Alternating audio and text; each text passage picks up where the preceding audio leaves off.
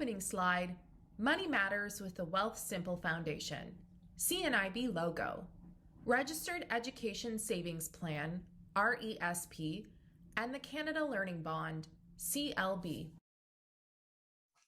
So hello, my name is Danica Frappier. I'm a member of CNIB's National Youth Council, and today I'm joined by Shez from the Wealthsimple Foundation. So welcome, Shez. Before we jump into our conversation on the Registered Education Savings Plan, can you tell us a little bit about yourself and the Wealthsimple Foundation? Yeah, absolutely. So I have been working at Wealthsimple for about 4 years as a portfolio manager, and so often I support the foundation when it comes to providing personal finance education on topics like how to finance your post-secondary.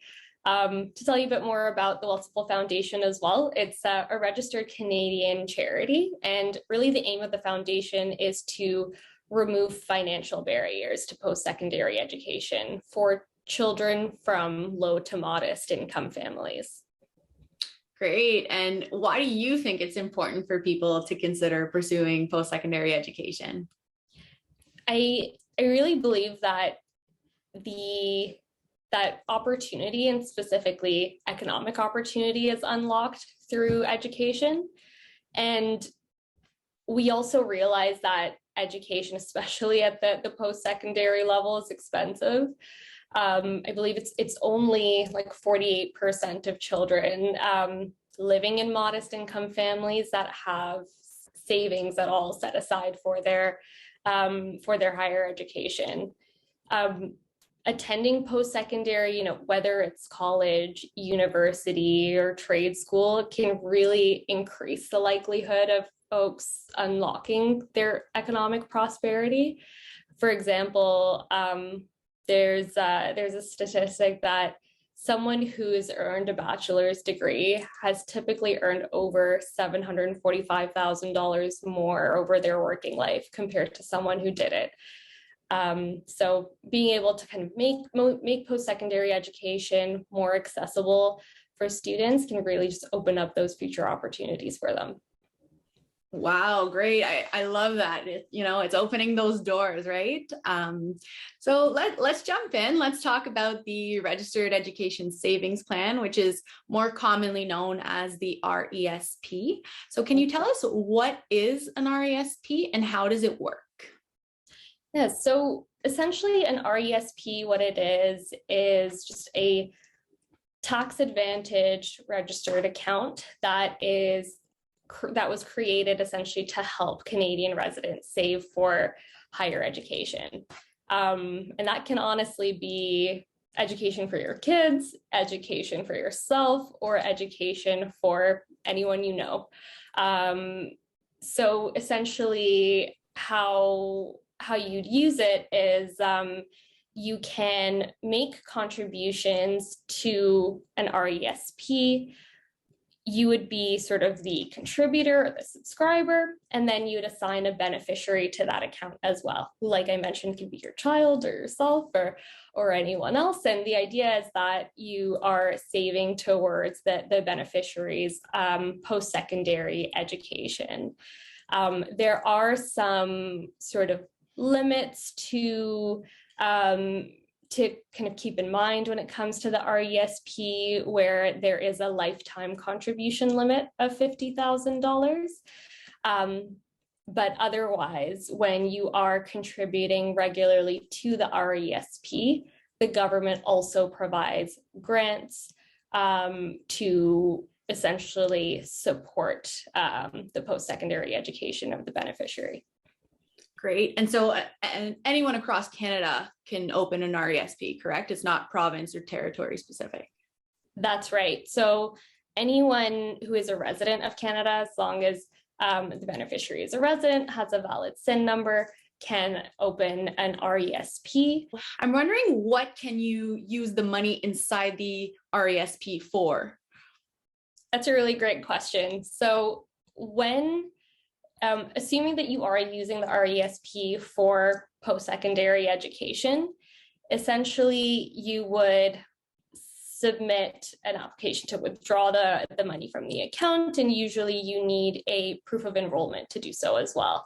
But once you've proven that you're using this money for school, the money can be used for anything to support to support the beneficiary's post-secondary education. And so that can look like tuition, books, rent for accommodation, and other expenses, honestly, just to support their lifestyle. So as long as you are going to school, you really can use the money for anything. Awesome. Great. It sounds like it's really the proof of enrollment that'll sort of unlock the fees for the person. So that's good to know. And another question, I'm wondering what other national assistance programs can help students offset the cost of post-secondary education? Yes, so there are both grants and loans that you can receive at the federal level, as well as from your provincial government. So those could look like the Canada student grants, or for example, at the provincial level, there's, for example, in Ontario, OSAP, and so other provinces also have their version of like a student assistance program. And essentially, I mean, how much you can receive from these different national assistance programs are usually based on your province that you're living in, your family's income, whether or not you actually have dependents, what your tuition fees would be for the school that you're going to, and what your living expenses might be, and also if you have a disability as well. So there are a couple of helpful calculators on the Government of Canada website as well that you could use to estimate how much you can receive. But other than that, there are also, depending on the province that you live in, you could get additional grants for the government in your RESP. For example, like residents of BC can get a provincial grant in their RESP. Awesome. That's good to know. It's definitely things that people can look into. So I understand it's definitely worth opening an RESP because you're basically receiving money from the government, either in the form of grants and bonds, depending on your contributions. And right now I'd like to focus on the Canada Learning Bond, which is essentially free money that sadly often goes unclaimed by eligible families. So can you tell us a bit more about the Canada Learning Bond and who qualifies for it? Yeah, absolutely. So you're so right that unfortunately a lot of families don't know about the Canada Learning Bond and the advantages that you can get. Really, it's a benefit from the Government of Canada that's added to an RESP, or Registered Education Savings Plan, to help you pay for a child's full or part-time studies after high school. So you can get anywhere from $500 up to $2,000 per child if you are eligible to receive the Canada Learning Bond. Essentially, to qualify, one really important thing to remember is that you actually don't need to make deposits on your own to get the Canada Learning Bond, which is not necessarily true for the other grants that you can get from the government in the RESP. So as long as you have an RESP open and you submit the Canada Learning Bond application to the government, based on your eligibility, you can receive the CLB. And in terms of who qualifies, so in order for the child or beneficiary to be eligible to receive the CLB, they would need to be born after January 1st, 2004, and be a resident of Canada, of course, with a valid social insurance number, and have their RESP open. But the really key criteria here is based on family income or household income. So for example, you would, if you have a household income that's below $49,000, I believe it's $49,020, then you would be eligible for the Canada Learning Bond when you have about 1 to 3 kids at home. And then there would be a higher income limit. if you have more than 3 kids at home. So it does depend on your family income as well as how many kids in the family. Great. So it sounds like basically you just need to open the RESP if you're within those qualifications. You just open the RESP, the government will give you the Canada Learning Bond. And like you mentioned, you don't even really need to contribute. You just get it. And then, if you open it early enough, it'll, if you're investing, and your compound interest will just build and build. So throughout the years, even if you didn't contribute, you'll still be able to have some money to offer to the child within that RESP, right? That's exactly right. And if you happen to have missed a couple of years, you can apply for the grants retroactively. The government will be able to tell that you have met the eligibility criteria in past years as well. So it's really important to make sure that you are filing your taxes each year so that that information is easily on hand and grants can be applied for retroactively and for future years as well. That would be a requirement to make sure that you are able to receive your payments for the CLB. Perfect. And so obviously this sounds like a great benefit. Now I'm wondering, how do people apply for the Canada Learning Bond? Yeah, so essentially you would want to open up an RESP if you don't already have one for your children. And essentially your RESP provider will ask if you want to apply for the Canada Learning Bond as well as the CESG government grant.